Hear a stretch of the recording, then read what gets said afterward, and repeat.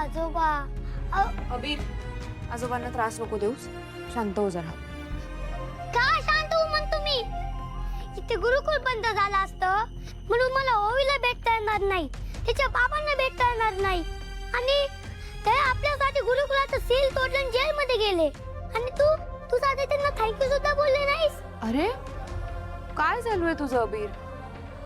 मी त्यांना म्हणत होते ना की नका तोडू कुलू. ऐकलं का त्यांनी माझं? स्वतःच्या मनाचंच केलंय ना, म्हणून हे सगळं झालंय. चुकीचं बोलतीयस हा? चुकीचं बोलतीयस. आपल्या संकटात ज्याने स्वतःचं नुकसान सहन करून आपल्याला सोबत केली त्याच्याबद्दल कृतज्ञता असायला हवी. हा असा राग नाही. आई, मला माहिती असतं गुरुकुल बंद झाल्याचा सगळ्यात मोठा त्रास तुलाच झाला असतो, पण ओवीच्या बाबांनी आपल्यासाठी एवढं केलं असतं ना, मग आपण त्यांच्या घरी जाऊन त्यांना थँक्यू म्हणूया ना ग. अबीर प्लीज, तिथे जायची गरज नाहीये. मी त्यांना फोन करेन हवं तर. फोन करणार?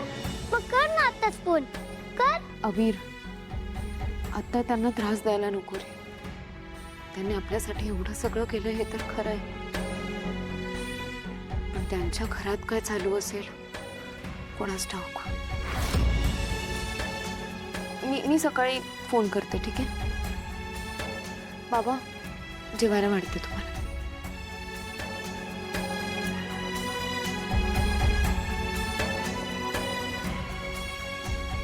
आजोबा, मला पक्क माहिती असतं बघा, मी काही फोन बिल करत नसते सुपर हिरोला, फक्त टाळत असते फोन करायला. आता यावर आपल्यालाच काहीतरी करावं लागत असतं बघा. मग काय ठरवलंय आमच्या छोट्या मालकांनी? अहो आजोबा, त्यासाठी विचार करावा लागतो ना. हा सॉरी करा करा मालक, विचार करा. मग थोडा वेळ तर द्या.